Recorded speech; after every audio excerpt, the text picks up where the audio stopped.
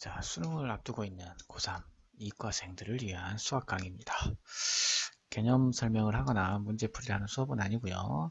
조금은 낯설겠지만 문제를 해석하는 방법만 반복해서 하는 방법입니다. 그래서 문제를 보는 순간 이 문제는 교과서에 어떤 내용과 관련이 있고 그 전체 내용 부분에서 이렇게 정리를 하면 되겠다를 이렇게 학습하는 그런 수업이라고 생각하시면 되겠습니다. 자, 2016년 3월 모의고사 14번 문제를 보겠습니다. 가형입니다. 가형 14번 문제예요. 자, 13번, 14번 세트 문제입니다.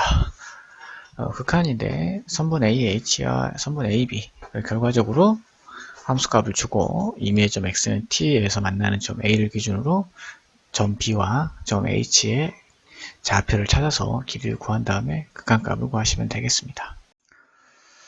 자, 15번 문제 보겠습니다.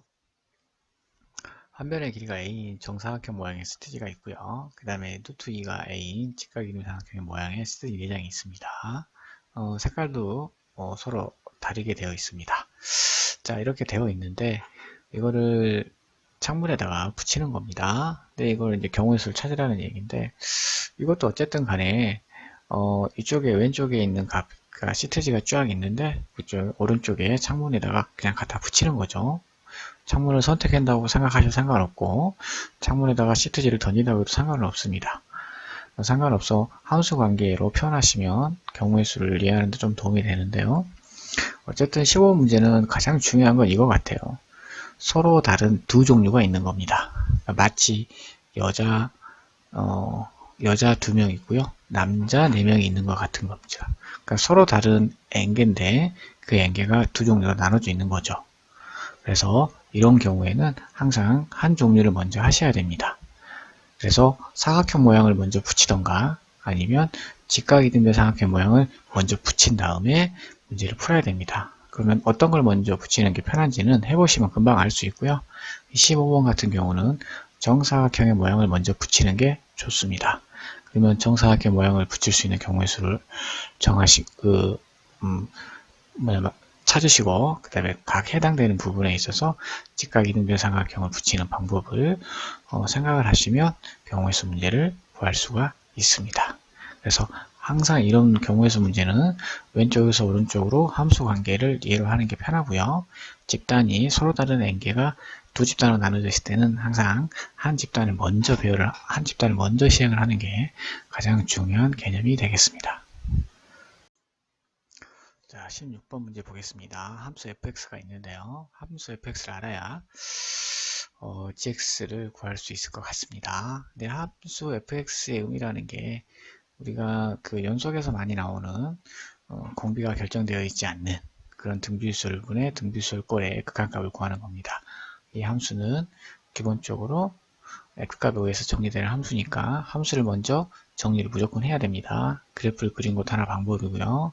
그래서 x제곱이 공비니까 1일 때 마이너스 1일 때 사이값 바깥값 이렇게 나눠서 fx를 정확하게만 정리하시면 이 문제는 그렇게 어렵지 않게 정리할 수 있을 거라고 생각이 됩니다.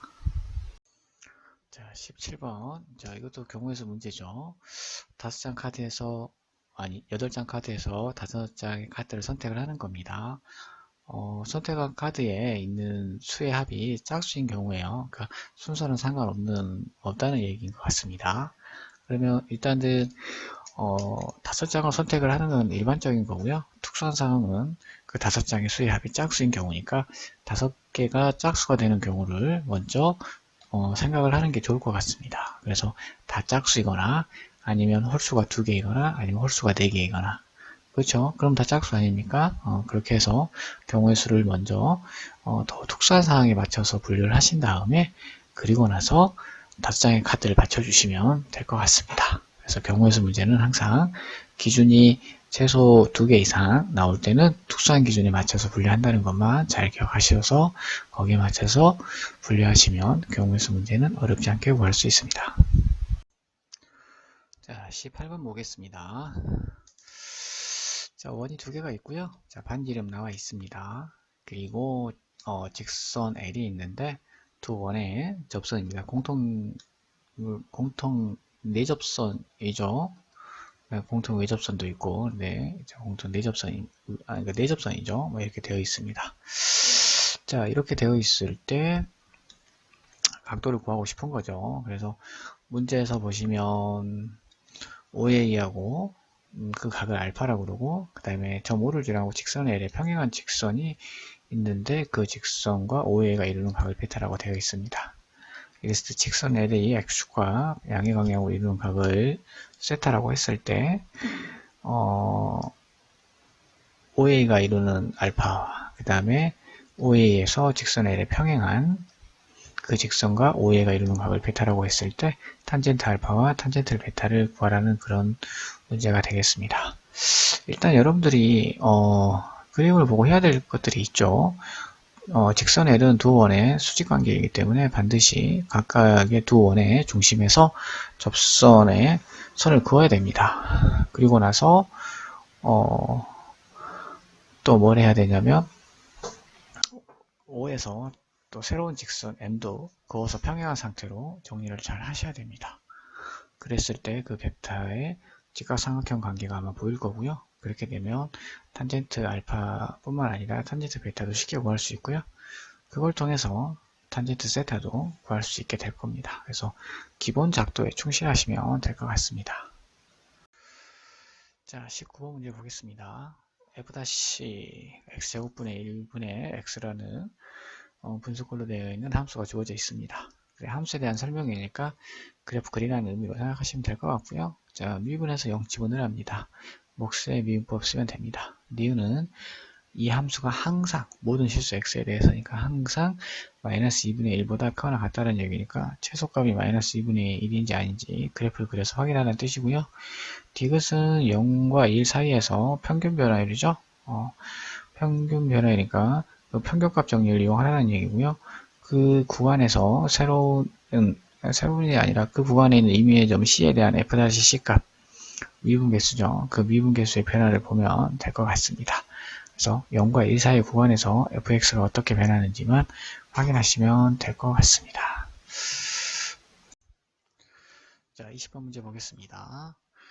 자, 그림을 딱 본 순간 입체 도형의 부피를 구하는 문제가 되겠습니다. 단면적의 변화만 잘 보시면 되고요. 단면적의 정사각형이니까 pH의 제곱을 단면적으로 보시고 구간에 맞춰서 하나는 ln 2부터 0까지 그 다음에 0부터 2-1까지 단면적으로 접근하시면 입체 도형의 부피가 나옵니다. 어려운 문제 아니고요. 교과서 내용만 갖고도 충분히 해결할 수 있는 그런 문제라고 생각하시면 되겠습니다.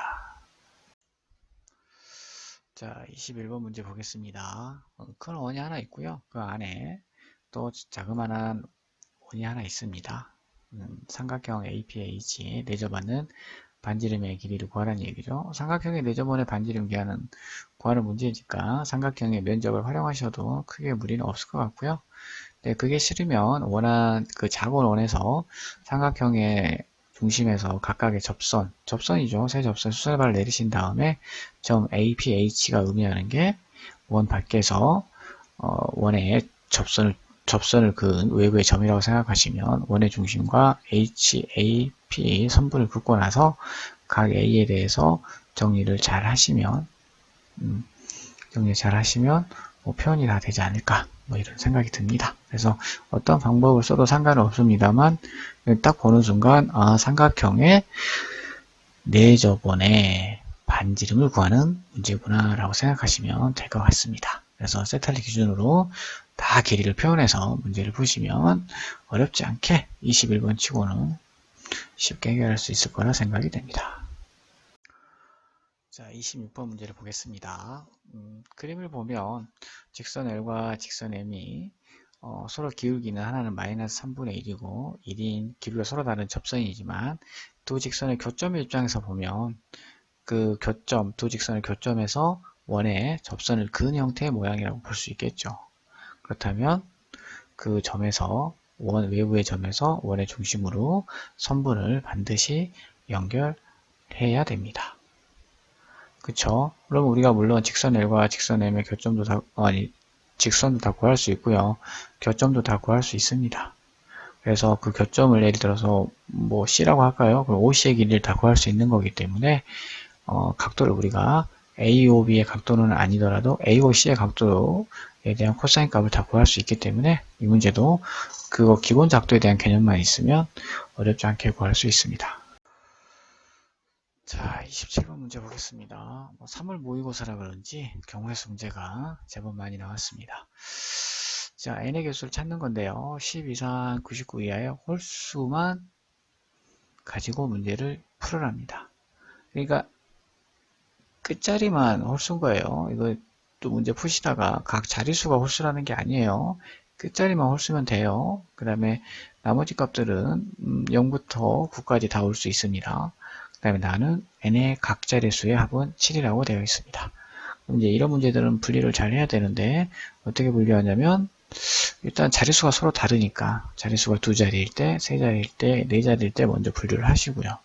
그리고 나서 각 자릿수의 합이 7이 되는 상황을 만드시고요.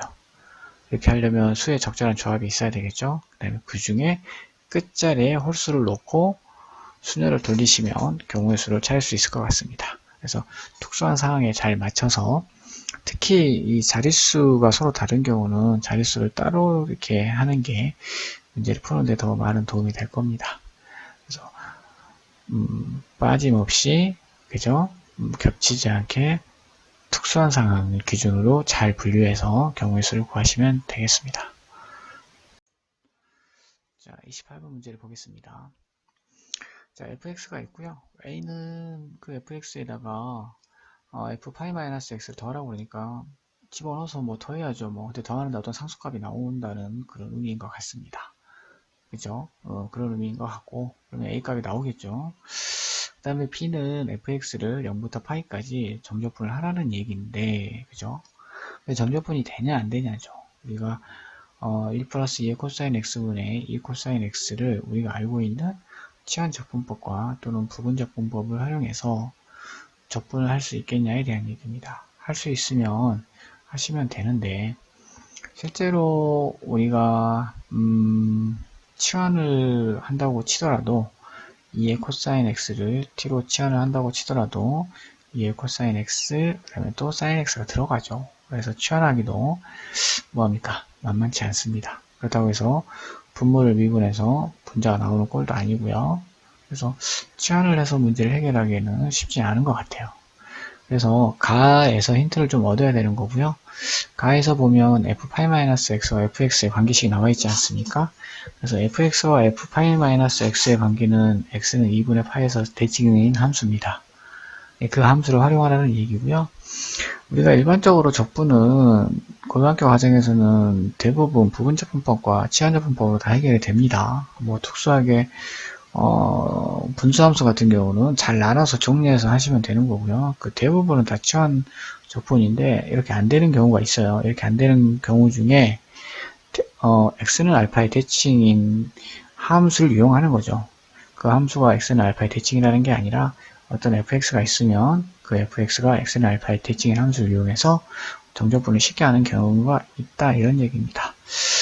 그러니까 b를 구할 때 fx를 0과 파이까지 정적분하는 값을 구할 때 fx를 0과 2분의 파이까지 적분을 하시고요. 그 다음에 fx와 x는 2분의 파이에서 대칭인 f'-x를 0부터 2분의 파이까지 정적분하면 어떻게 된다? 결국은 그게 fx를 0과 파이까지 정적분한 거랑 같은 값이 된다라는 개념이죠. 그 개념이 교과서 과정인지 아닌지는 좀 명확하진 않아요.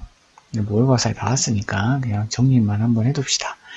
x는 a의 대칭인 함수를 이용해서 정적분을 구할 수 있는 경우도 있다 이렇게 말이죠. 자, 29번 문제 보겠습니다. 자, x에서 x로의 함수 개수 구하는 문제입니다. 근데 그 x의 원소가 유한계가 있는 거죠. 마이너스 3, 마이너스 2, 마이너스 1, 1, 2, 3 이렇게 6개 유한계가 있습니다. 그런데 특정한 가나의 조건을 맞춰서 이 조건을 맞는 함수 fx를 구하라는 문제가 되겠습니다. 자, 기본적으로 원소의 개수가 유한계인 그 집합 x에서 x로 정의역도 x고 치역도 x죠.